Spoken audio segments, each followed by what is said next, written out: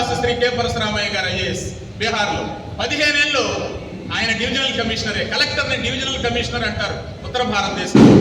సుబ్రహ్మణ్యం గారు 33 కిలోమీటర్లు తిరిగి చుట్టూ ఊరు తిరగాల్సినటువంటి గ్రామస్తుల్ని 3 కిలోమీటర్ల కొండ తులిపించి బద్వేల్ దగ్గర 33 కిలోమీటర్ల దూరాన్ని తగ్గించి ప్రజలకు సహాయం చేసినటువంటి మహామనీషి కడప కలెక్టర్గా ఉన్నప్పుడు రాజశేఖర్ రెడ్డి గారి కుటుంబంతో అంత సంబంధ బాంధవ్యాలు లేవు. ఒక మీటింగ్లో సర్వోదయ కాలేజీలో I never seen like mister Subrahmanyam as N IAS officer అని చెప్పారు రాజారెడ్డి గారు బ్రతుకున్నప్పుడు. సర్వోదయ మీటింగ్ చూస్తే ఆయనకు కూడా ఇంటర్వ్యూ ఇవ్వాల. సంబంధాలు అంత లేవు. ఎప్పుడు వచ్చాయి సంబంధాలు? కడప కలెక్టర్ అయిన తర్వాత పాఠశాల ఇంటర్మీడియట్ బోర్డు కమిషనర్ చేశారు. పాఠశాల విద్యా కమిషనర్గా ఉన్నప్పుడు చేపాక్ గెస్ట్ హౌస్, చేపాక్ నుంచి లండన్కి బర్మింగ్హామ్లో పోస్ట్ పిహెచ్డి చేయడానికి వెళ్ళారు. బహుశా అంబేద్కర్ గారి తర్వాత ఈ దేశంలో అదర్ యూనివర్సిటీస్కి అంబేద్కర్ గారు సివిల్ సర్వెంట్గా తక్కువ, ఆయన స్థాయికి సివిల్ సర్వీసు. అంబేద్కర్ గారి తర్వాత సివిల్ సర్వెంట్గా ఇతర దేశాలకు వెళ్ళి పిహెచ్డి ఎకనామిక్స్లో ఫారిన్ డైరెక్ట్ ఇన్వెస్ట్మెంట్ మీద పిహెచ్డి చిన్నాను గారు, ఎఫ్డిఐ మీద పిహెచ్డి మామూలు విషయం కాదు. ఎకనామిక్స్లో రాఘవరెడ్డి గారు అనేటువంటి మా గురువర్యులు సుబ్రహ్మణ్యం గారికి అత్యంత ప్రియ గురువర్యులు ఎంఏ ఎకనామిక్స్లో గోల్డ్ మెడలిస్ట్గా తయారు చేసి సివిల్ సర్వీసెస్కి పంపించి సివిల్ సర్వీసెస్ పట్ల మక్కువ కల్పించిన వ్యక్తి ప్రొఫెసర్ జి రాఘవరెడ్డి గారు. మహానుభావుడు ఏ లోకంలో ఉన్నాడో. అదేవిధంగా ఈ జిల్లాలో శ్రీ ఏనుగు పట్టాభిరామరెడ్డి గారు, శ్రీ నేదురుమల్లి బాలకృష్ణారెడ్డి గారు, శ్రీ వేమారెడ్డి రామరాఘవరెడ్డి గారు, శ్రీ బుచ్చి శివకోటారెడ్డి గారు, డి రామచంద్రారెడ్డి గారు, రెడ్డి గారు పెట్టిన హాస్టల్స్ నుంచే ఈ జిల్లా నుంచి పి వెంకయ్య గారు కానీ, పనబా కృష్ణయ్య గారు కానీ, పరశురాం గారు కానీ, సుబ్రహ్మణ్యం గారు కానీ, ఈ జిల్లాలో ఉన్న మీజూరు దానకిషోర్ గారు ఒకవేళ అక్కడ లేరేమో, ఈ జిల్లాలో ఉన్న 13 మంది ఐఏఎస్ ఐపీఎస్ అధికారులైన దళితులు బాలకొండయ్య గారితో సహా ఏనుగు పట్టయ్య హాస్టల్లో ఇప్పుడు నేను చెప్పినటువంటి 5గురు రెడ్డి గారు పెట్టినటువంటి హాస్టల్లో చదువుకున్న వాళ్ళని చెప్పడానికి గర్వపడుతూ ఉన్నా. ఆ తర్వాత పాఠశాల విద్యా కమిషనర్ అయిన తర్వాత ఆయన ఒక సిస్టమ్ తీసుకొచ్చారు. ఏంటంటే డిఈడి అంతకుముందు ఇప్పుడు 2 సంవత్సరాలు డిఈడి చేసింది కూడా చిన్నాన్న గారే. ఇంటర్మీడియట్ బోర్డు కమిషనర్ చేసినప్పుడు కూడా జంబ్లింగ్ సిస్టమ్ తీసుకొచ్చింది చిన్నాయనే ఇంటర్మీడియట్ బోర్డు. ఆ తర్వాత ఫారిన్లో కాఠ్మండుకి వెళ్ళారు. సిర్డాప్ అని ప్రపంచ పేదరిక నిర్మూలన సంస్థ కార్యక్రమంలో భాగంగా డైరెక్టర్ జనరల్గా సిర్డాప్ అని చెప్పి దానికి కాఠ్మండులో డైరెక్టర్ జనరల్గా చేశారు. 193 ఐక్యరాజ్య సమితి గుర్తించిన దేశాలకి డైరెక్టర్ జనరల్ సెలెక్ట్ అయ్యింది. సెలెక్టెడ్ ఫర్ ఐఏఎస్ కానీ వర్క్డ్ ఫర్ ఐఎఫ్ఎస్ ఎక్కువ సంవత్సరాలు. సెలెక్ట్ అయ్యింది ఐఏఎస్కి, చేసినటువంటి ఉద్యోగం మాత్రం ఎక్కువ కాలం ఐఎఫ్ఎస్ క్యాడర్లోనే పనిచేశారు. ఆ తర్వాత ఢాకాకి వెళ్ళారు. బంగ్లాదేశ్ రాజధాని ఢాకాలో పనిచేశారు. ఢాకాలో కూడా పేదరిక నిర్మూలన, పావర్టీ ఎలివేషన్ మీద పనిచేసి చాలా మంచి పేరు వచ్చింది. ఇది చూసిన తర్వాత మలేషియా, సింగపూర్ దేశాల్లో ఐక్యరాజ్య సమితి ప్రతినిధిగా ఉన్నప్పుడు 2004లో రాజశేఖర్ రెడ్డి గారు ముఖ్యమంత్రి. రాజశేఖర్ రెడ్డి గారు ఇందాక మన సుబ్బయ్య చెప్పారు, మాలమాదిగలు ఇద్దరైతే రహస్యాలు దాచిపెడతారనేది ఒక కోణం. ఫారిన్ డైరెక్ట్ ఇన్వెస్ట్మెంట్ మీద పిహెచ్డి చేసినటువంటి ఐఏఎస్ భారతదేశంలో త్వరలోనే ముగిస్తాను, మిగతా అందరూ మాట్లాడతారు. సుబ్రహ్మణ్యం గారిని ఎందుకు ఎన్నుకున్నారు అంటే మనం వెలుగు ప్రాజెక్ట్ అనేటువంటి పేరుతో పిలువబడుతున్నటువంటి ఇందిరా క్రాంతి పదం తీసుకొచ్చినటువంటి వ్యక్తి యునైటెడ్ కింగ్డమ్ నుంచి సుబ్రహ్మణ్యం గారు. వెలుగు ప్రాజెక్టు ప్రదాత సుబ్రహ్మణ్యం గారు. పి సంపత్ కుమార్ గారు ఒక ఐఏఎస్, ఆల్ ఇండియా క్యాడర్లో 5th ర్యాంకర్, ఆల్ ఇండియాలో 5th ర్యాంకర్ సంపత్ కుమార్ గారు 184 ఉద్యోగాలు ఎస్సీలకు ఇచ్చిపోయాడు వెలుగు ప్రాజెక్టులో. 184 ఉద్యోగాలు. ఆ ప్రాజెక్టు తీసుకొచ్చింది ఫారిన్ డైరెక్ట్ ఇన్వెస్ట్మెంట్ మీద పిహెచ్డి చేసేటప్పుడు 2 పిహెచ్డీలు ఉన్నాయి ఆయనకి. శబరి నిలయం అనేటువంటి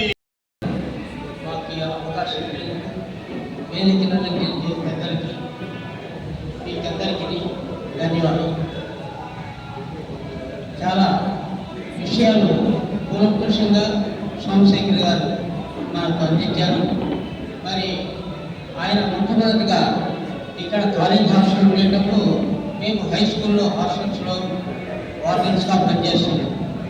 మరి ఆయన మేము కాలేజెస్లో వచ్చేటప్పటికీ ఆయన గ్రూప్ ఆఫ్ సర్వీసెస్కి వెళ్ళిపోయారు. కాబట్టి మనము కొన్ని నా నా బాధ ఏంటంటే విద్యార్థులు మన హాస్టల్స్లో ఇంతకుముందు చక్కగా చదువుకుని బాగా అత్యున్నతమైన పొజిషన్కి వెళ్ళారు. చెప్పారు పరశురామరావు, ఆ తర్వాత మాల్యాద్రి గారు, ఇట్లా మన సుబ్రహ్మణ్యం గారు, ఇట్లా ఎంతోమంది డిఎస్పీలుగా ఎదిగారు. ఇప్పుడు మనకు ఈ యొక్క కాలేజ్ హాస్టల్ ఇక్కడ వర్క్ చేశాను, బోర్డింగ్ నుంచి వర్క్ చేశాను. అది ఇప్పటికీ కోట్ల కొద్ది ప్రాపర్టీ చేసేటటువంటి ఆస్తిని మనం అందరం కూడా అందరూ కలిసి యూనియన్గా, యూనియన్ ఈజ్ స్ట్రెంగ్త్ కాబట్టి మనం దాన్ని పోరాడి ఆ స్థలాన్ని కాపాడుకోవాలి. ఎందుకంటే అది ఈ రోజుల్లో ఎక్కడ ఖాళీ స్థలం ఉందో ఆడ దాన్ని ఆక్రమించేదానికి ప్రయత్నాలు ఉన్నాయి. అదేవిధంగా కోట్ల కొద్ది ప్రాపర్టీ మన కొండకోణం గేట్ కాడి నుంచి పోలీసు హాస్టల్స్ వరకు మన ప్రాపర్టీ కొన్ని కోట్లు ఖరీదు చేస్తాం. కాబట్టి ఇటువంటి మన బిడ్డలు పైకి రావాలంటే చిన్న బిడ్డల్ని మన గ్రామ లెవెల్ నుంచి మనమందరూ దళిత నాయకమైనటువంటి మనము బిడ్డల్ని చక్కగా చదివించి ఎంతోమంది ఐఏఎస్ తయారు చేసే కానీ సమాజంలో మనం రాజ్యాధికారానికి రాలేము. కాబట్టి ఈ ప్రాపర్టీని కాపాడుకునేదానికి ఈరోజు ఆయన యొక్క వర్ధంతి జరుపుకుంటున్నాం.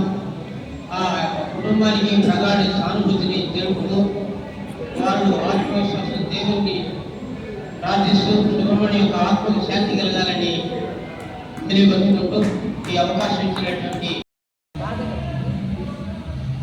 నా ముందు ఇద్దరు అన్నలు ఉన్నారు. వాళ్ళిద్దరు ఒకరేమో ఐఆర్టీసీ, ఒక అతను జాయింట్ కలెక్టర్గా రిటైర్డ్. ప్రస్తుతం వాళ్ళు రాలేకపోయారు. నేను కోర్టు పర్వాలేదండి సార్, నా కోర్టు చాలు. అయితే నేను ఆ యొక్క ఫ్లెక్సీ చూసి నేను ఈ కార్యక్రమానికి రావడం జరిగింది. అన్న చనిపోయినప్పుడు కూడా నేను ఈ రోడ్లో నేను నడిచిపోయాను. మా చిన్న ఐఆర్టీసీ మురళీ మోహన్ రావు, బిఎంఎం రావు, ఎవరికన్నా తెలుసు కానీ మీకు అన్న క్రమశిక్షణలో నా కుటుంబం మా అన్నవాళ్ళు నాకు ఆదర్శంగా తీసుకొని నేను కూడా అన్నలాగా ఎకనామిక్స్ కొన్ని అవార్డులు చేయలేకపోయాను. 78లో నేను అన్న ఆదర్శంగా సర్వీస్ కమిషన్ కష్టపడి మీరు చెప్పినట్టు నేను 10th ఫెయిల్, ఫస్ట్ టైం నేను 10th ఫెయిల్. కానీ నాకు మాత్రం అన్న ఆశయాలు నాకు చాలా గుర్తున్నాయి. ఈరోజు కూడా నా ఇద్దరు పిల్లలకి సింపుల్గా చెప్పాలంటే నా ఇద్దరు ఆడపిల్లల్ని ఒకటి పోస్ట్ గ్రాడ్యుయేషన్ అన్నలాగే పీజీ, ఎంఎస్సీ, బీఈడి, ఎంఈడి చేయించాను. రెండో అమ్మాయి ఎంపీలు, పిహెచ్డి, ఇద్దరు మంచి అతి పేద స్థితిలో నేను అన్నని ఆదర్శంగా తీసుకొని నా కుటుంబాన్ని నేను డెవలప్ చేసుకోవడం జరిగింది. నాకు ఆ ఫ్లెక్స్ చూసిన తర్వాత నేను కూడా ఒక విధంగా ఒక చెల్లిగా నేను మాట్లాడాలి. నా ఇద్దరు అన్నలు ఇక్కడ లేకపోయినప్పటికీ నేను అటెండ్ అవ్వాలని ఒక పట్టుదలతో వచ్చేస్తాను. మార్నింగ్ నేను మరి అయినా వారు మన మధ్య లేరు కాబట్టి మనం మాట్లాడుకోవాలి. వారి యొక్క జ్ఞాపకాలు మనం స్మరించుకోవాలి. మరి ఈ సభకు అధ్యక్షత వహించినటువంటి ముందుగా సోమశేఖరన్న గారికి, వేదిక మీద ఉన్న పెద్దలకి, మరి కార్యక్రమాన్ని పనిచేసినటువంటి పెద్దలకి, మీడియా సోదరులకు అందరికీ పేరు పేరున నా యొక్క హృదయపూర్వక వందనాలు. మరి ఈరోజు సుబ్రహ్మణ్యం గారికి మనం ఘనంగా నివాళులర్పిస్తున్నాం. మరి అదేవిధంగా గతంలో ఆయన చేసినట్టు కొన్ని విషయాలు కూడా అనేక మంది వ్యక్తులు కూడా మాట్లాడారు, మీకు చెప్పారు. మరి ఇక్కడ ఉన్నటువంటి అందరూ కూడా సీనియర్స్, మరి దళిత ఉద్యమాల మీద అవగాహన ఉన్నటువంటి వాళ్ళు ప్రతి ఒక్కరికి కూడా సుబ్రహ్మణ్యం గారి గురించి తెలిసాను. మరి సుబ్రహ్మణ్యం అన్న గురించి నేను చిన్నప్పటి నుంచి తింటా ఉన్నాను.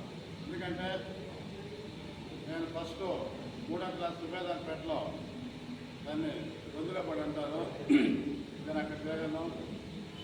అప్పుడు నేరుగా పులిపులి పెట్టిపోయాడిని. తర్వాత 5th క్లాస్లో మా అన్నలు బలవంతంగా హాస్టల్లో వేశారు. అప్పుడు మన ఈఎస్డబ్ల్యూ ప్రసాదరావు సారు వార్తలకి ఇక్కడ 3 నెంబర్ హాస్టల్లో ఉన్నారు. అది మా మామగారు అన్నయ్య గారు అన్నారు, మన పంపిండి అన్నారు.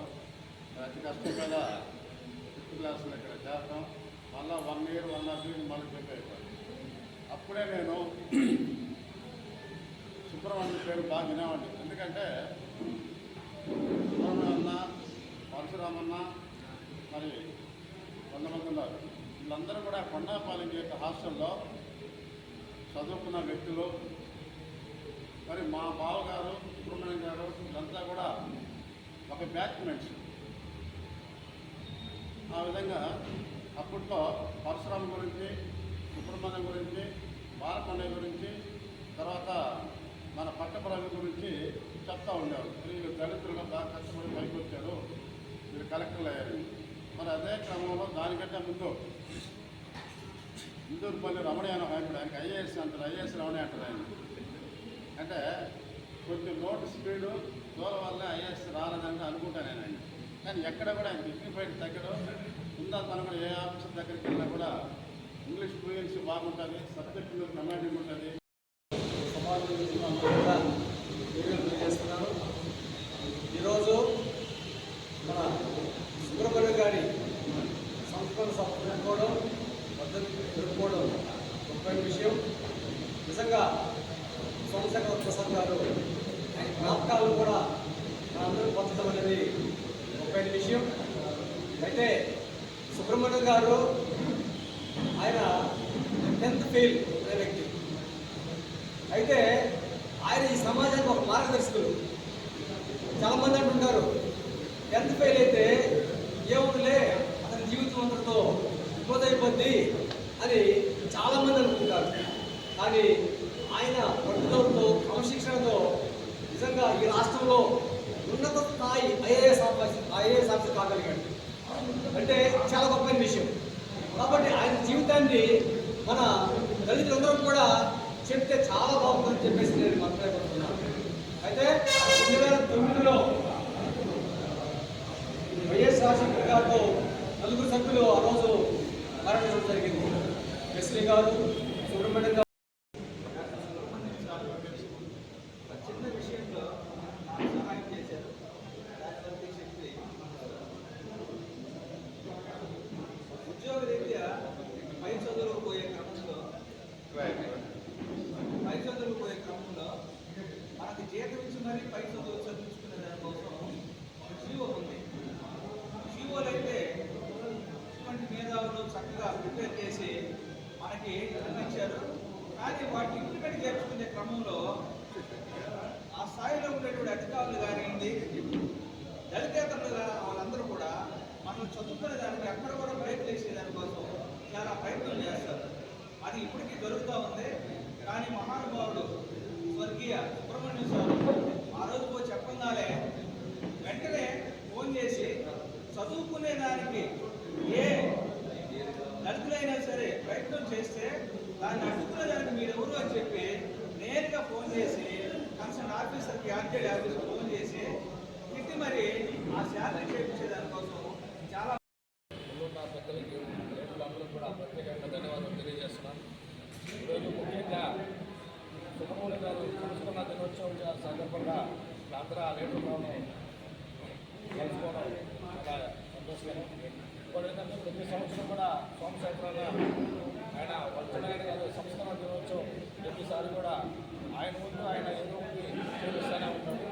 ఒక చిన్న విషయం అయితే జేఏసీ తరఫున నేను ఒక చిన్న విన్నపం అన్నోళ్ళకి ఒకటి చెప్పాలనుకుంటున్నాను. ఇప్పుడు మా రవినారాయణ గారు ఒక మాట చెప్పారు, ఎస్సీ ఎస్టీని ఒక 4 కుటుంబాలైనా సరే దత్తత తీసుకొని గ్రామాల్లో చేయమని చెప్పారు. నా ఆలోచన ఏంటంటే అదేవిధంగా ఎస్సీ ఎస్టీల్లో చాలా వరకు కనీసం ఇంతకుముందు పాత రోజుల్లో మైక్ బడి అని చెప్పేసి పెట్టి కొంతమందికి అక్షరం ఇది కనీసం ఒక సంతకం పెట్టే విధంగా కూడా అప్పట్లో కొంతమంది చేశారు. అదేవిధంగా జేఏసీ తరఫున దత్తత తీసుకునే విధంగా తీసుకున్నట్టు కాకుండా ఒక సాయంత్రం పూట ఒక 7 గంటలకు కానీ 8 గంటలకు కానీ ఆ ఎస్సీ ఎస్టీ జేసీ తరఫున ఒక గ్రామాల్లో కనీసం ఒక 4 గ్రామాలు కానీ 5 గ్రామాల్లో కానీ ఎస్సీ ఎస్టీకి నైట్ పడి కొంత చదువు వచ్చే విధంగా వాళ్ళు రాసే విధంగా కొంత అవగాహన తీసుకొచ్చి అక్కడ ఉండే ఒక స్థానిక ఆ టీచర్లో నేను ఎవరో ఒకరిని వాళ్ళ తాతలాగా పాడకపోతే కళాకారు తల్లిని అవమానించాడు అన్నాడు. తాత వాడిలాగా పాడకపోతే కన్న తల్లిని అవమానించాడు. జాతీయ జెండా తప్పించడం తాత వాడి అది ఎంత తప్పు. ఇప్పుడు మనం మీకు చెప్తున్నారు అధ్యక్షుడు గారు, ఈయన ఒక ఆయన దగ్గర దళితబాబు అధ్యక్షుడు ప్రతి జిల్లా నుంచి వాయిస్ ఇచ్చారు. అతను కేసు పెట్టాలని చూస్తున్నారు. టీవీలో తెలిసినది కేసు పెట్టాలని చూస్తున్నారు. శంకుర్ నాగరావు అవమానించాడు. శంకుర్ ఏమన్నాడు, వాడెవడు పక్కగాడు శంకుర్ నాగరావు. బండారామారావు కాళ్ళు కాడ కూర్చున్నాడు. టీవీ తెలుసు మీకు, కాళ్ళు కాడ కూర్చొని ఇదిగో నా పార్టీని బండారామారావు ఫోరం వేశాడు. అటు బండారామారావు మాట అయితే ఆయన ముఖం చిందించుకుంటాడు టీవీ గారు. అతన్ని క్షమించడానికి నేరు అతను టీవీ సుబ్బారావు క్షమించడానికి వాడు. మన నిజంగా ఒక వాయిస్ ఇవ్వాలి మీరు. టీవీ సుబ్బారావు గురించి అంత జరుగుతుంటే రాష్ట్రం మొత్తం గగ్గోలు పడిపోతుంది. మన నిజంగా అధ్యక్షుడు ఒక వాయిస్ ఇవ్వాలి. జై భీమ్. సభ ఓకే అయింది. ఏమ్మా ఎత్తాడా?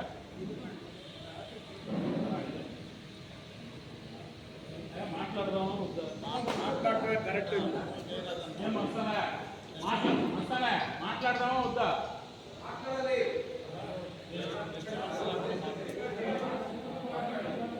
సరే మీరెవరు 10 నిమిషాలు మాట్లాడ. పెద్దలు,